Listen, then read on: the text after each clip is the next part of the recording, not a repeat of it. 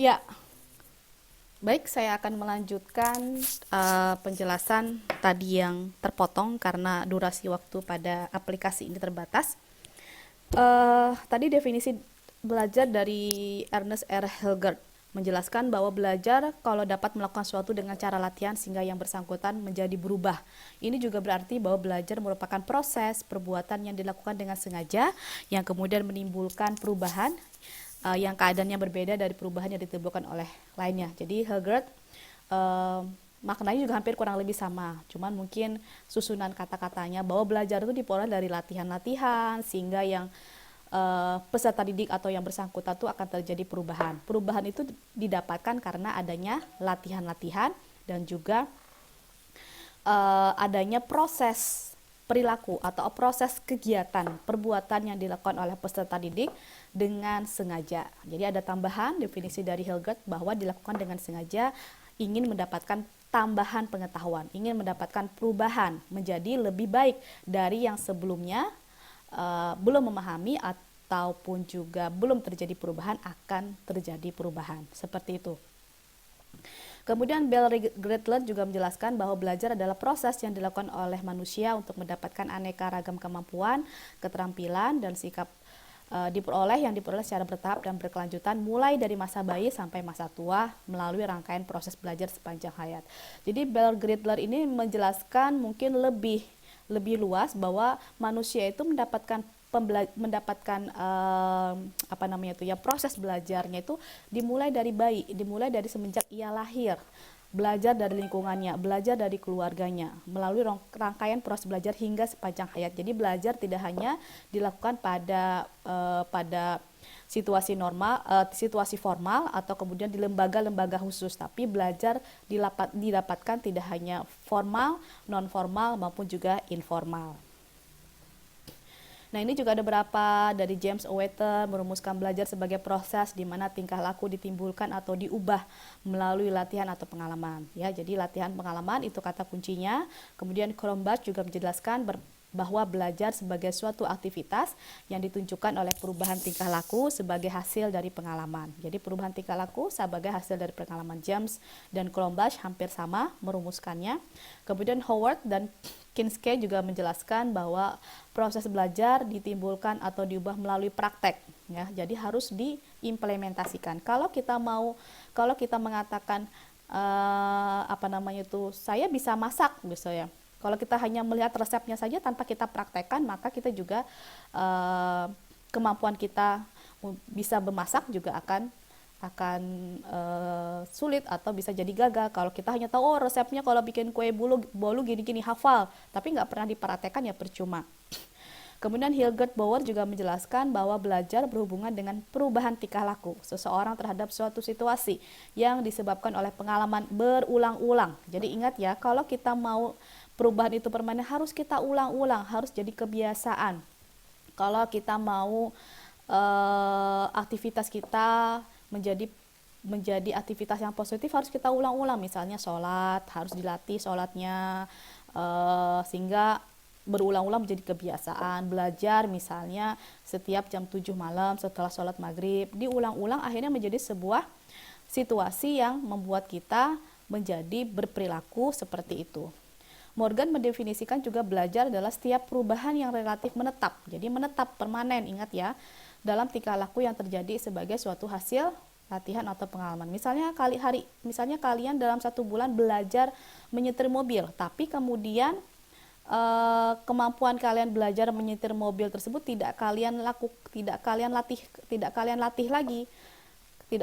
atau kalian ulang, sehingga kemampuan kalian belajar menyetir mobil tersebut akhirnya tidak menetap, hanya sementara saja 1 bulan selama latihan itu saja.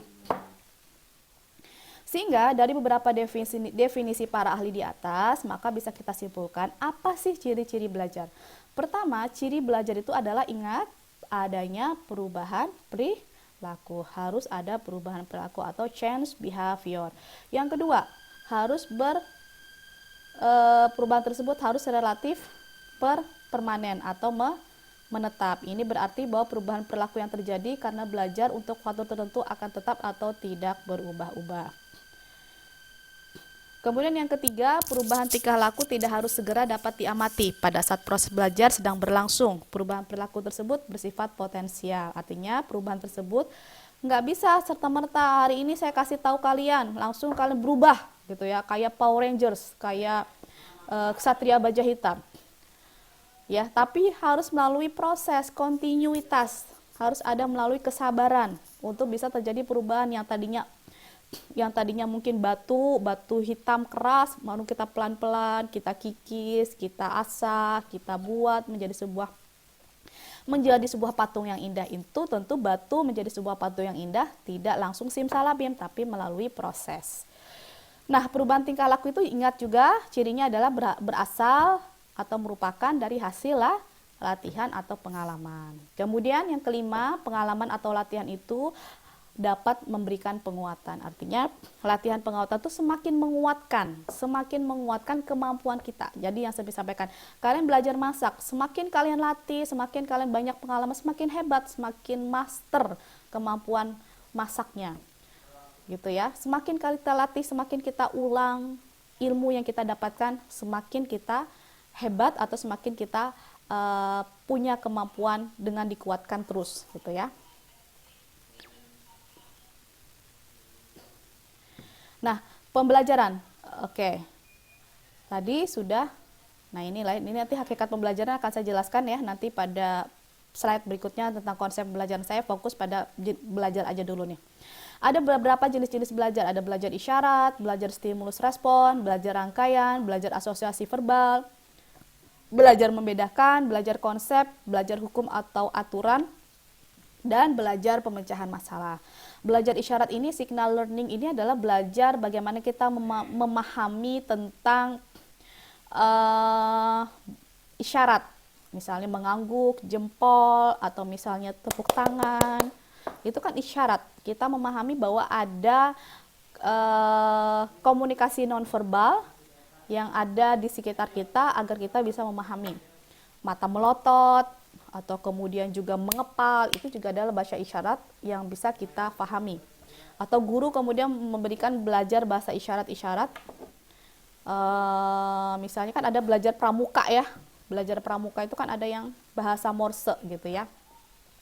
Kemudian udah belajar stimulus respon, bahwa belajar tuh harus detail adanya stimulus dan respon yang saya sampaikan di awal. Kemudian belajar itu adalah rangkaian, adanya proses rangkaian yang kalian peroleh dari awal sejak lahir sampai kemudian kehidupan sepanjang hayat kita. Jadi belajar itu tidak hanya di situasi formal, tapi juga informal dan non formal di keluarga, masyarakat. Belajar membedakan discrimination learning, belajar membedakan adanya kelompok, misalnya bulat-bulat, segitiga, ada konsep, ada belajar tentang tabung atau membedakan atau mendiskriminasi tabung. Jadi kemudian ada juga mendiskriminasi, mengelompokkan. Jadi mengelompokkan suatu sejenis atau mengelompokkan suatu yang serupa. Kemudian yang keenam, belajar konsep. Belajar konsep itu belajar teori, belajar memahami, belajar tentang teori-teori atau konsep-konsep yang kemudian bisa kita analisis. Kemudian belajar hukum atau aturan atau rule learning. Kita belajar memahami bahwa kita hidup ini harus memahami aturan. Kita di negara yang punya hukum, yang punya peraturan yang harus kita patuhi bersama. Kita berada di situasi masyarakat, kita harus patuh dengan aturan-aturan yang ada di masyarakat kita. Di keluarga juga seperti itu. Bahwa bila kita melakukan kesalahan akan dapat hukuman. Kalau kita melakukan hal yang baik, kita akan mendapatkan juga kebaikan untuk diri kita. Kemudian kedelapan, belajar pemecahan masalah. Kemudian juga problem solving. Dalam kehidupan ini bisa saja kita mungkin mendapatkan permasalahan-permasalahan yang harus kita pecahkan. Misalnya siswa diajak untuk belajar memecahkan masalah-masalah atau belajar untuk mendiskusikan solusi yang dilempar oleh guru, sehingga siswa terbiasa untuk mampu memecahkan persoalan-persoalan baik pada aspek pengetahuan maupun juga pada kehidupan yang harus mereka lalui gitu ya. Nah, ini ada ya, kalau ini faktor-faktor yang pengaruhi pembelajaran ya, nanti akan saya sampaikan nanti pada slide berikutnya, karena ini akan saya fokus pada belajar aja. Mungkin di sini sampai di sini mungkin penjelasan saya tentang konsep belajar tadi ya. Akan saya lanjutkan nanti pada link YouTube berikutnya tentang konsep pembelajaran. Ya, baik adik-adik mahasiswa semuanya, mudah-mudahan bisa difahami apa yang sudah Ibu jelaskan tentang pengertian belajar, ciri-ciri belajar, dan jenis belajar. Kalau ada yang mau bertanya, silahkan kalian ketik di kolom komentar pertanyaan kalian dengan nama, sebutkan nama dan NIM kalian dan pertanyaannya. Kemudian jangan lupa di like dan subscribe ya. Terima kasih semuanya. Assalamualaikum warahmatullahi wabarakatuh.